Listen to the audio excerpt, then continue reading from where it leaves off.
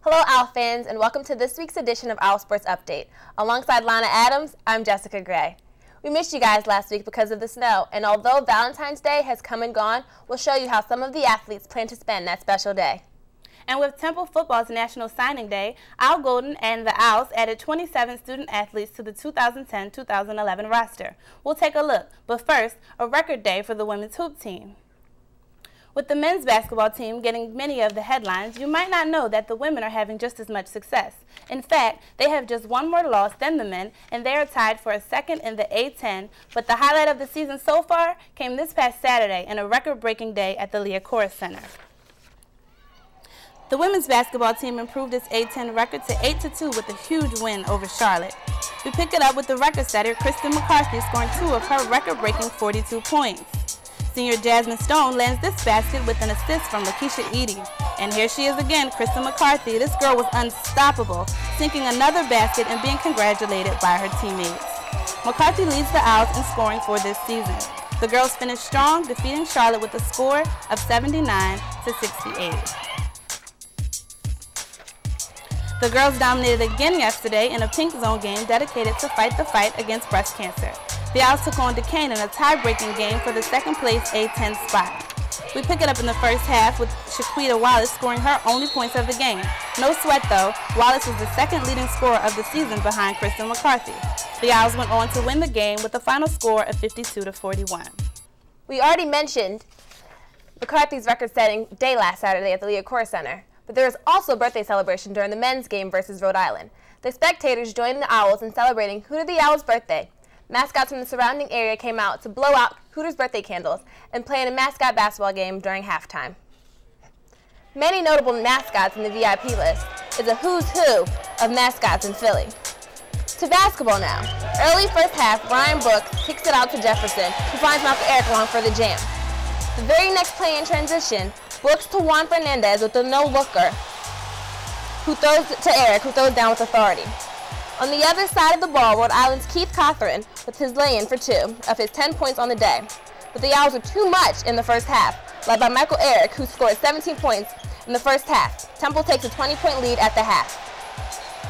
LaVoy Allen would join the party in the second half with another solid performance, getting the putback here, and then making the layup and the foul. Temple cleared his bench late, and Khalif Wyatt, who had played a total of 17 minutes this year, hits the 3.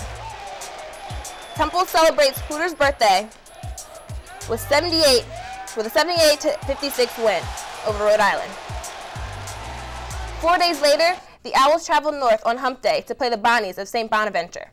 With less than a month left until the A10 tournament, the Owls needed a strong performance from sophomore guard Ramon Moore. He led the team with 18 points. Moore reached double figures for the 5th straight game and has led the Owls in scoring in 4 of the last 5 games. Temple is 21-5 with an 18-point win. The anticipation of Valentine's Day was definitely in the air on campus last week, but what about the athletes? We know they play their hearts out on the court, but on February 14th, they got a chance to show what's in their hearts. Kylie and Shay has more.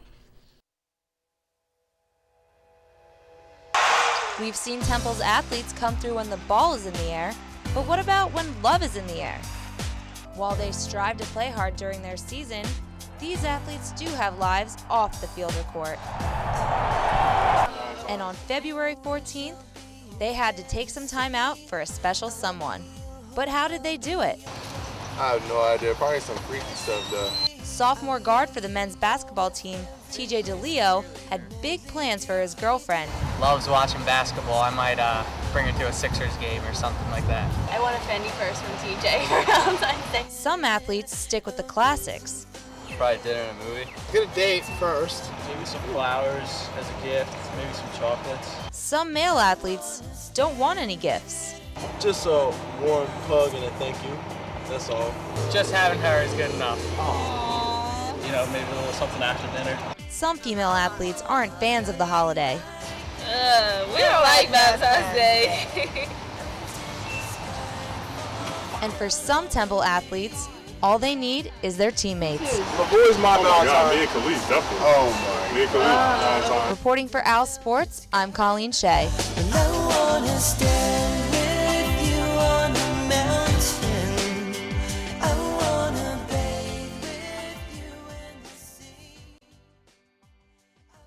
Good. How'd you spend your Valentine's Day? It was pretty normal, a regular Sunday, but I'm hoping that Valentine's Day 2011 will be a lot better with all the new football players on campus. Ooh, fresh meat. Yes. Under the leadership of fifth-year head coach Al Golden, Temple football signed 27 athletes to national letters of intent on February 3rd. 18 out of the 27 signees are from Pennsylvania and New Jersey, which coincides with Coach Golden's goal of pursuing a MAC title with local talent. Owlsports' Rudy Mezzi has more. I don't know. I'm excited about the group. You know, obviously the two linebackers for. Well, it's out with the old and in with the new for the Temple Owls football team. Al Golden and his staff have welcomed 27 student athletes to suit up at the link this fall.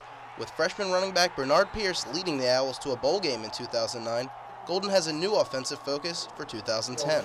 Our focus on offense was at wide receiver. I think anybody could recognize that, and we achieved what we wanted to achieve there. And while Golden has his sights set on the slots, his secret weapon may lie in a 6-foot freshman from New Jersey who can pretty much do it all. If I had to pick the best pure football player of the group, it's Nate Smith, hands down. He's offense, defense, kicks off, returns kicks, and he's a throwback.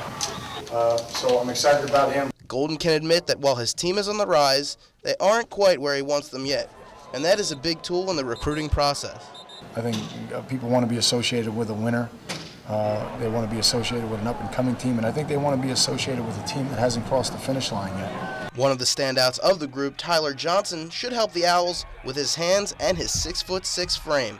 Tight end coach and recruiting coordinator Ed Foley tells us what he can expect from Johnson. 4'7" kid in the 40, so he runs well, catches the ball well. You'll see him catch some passes, and he's a tenacious blocker.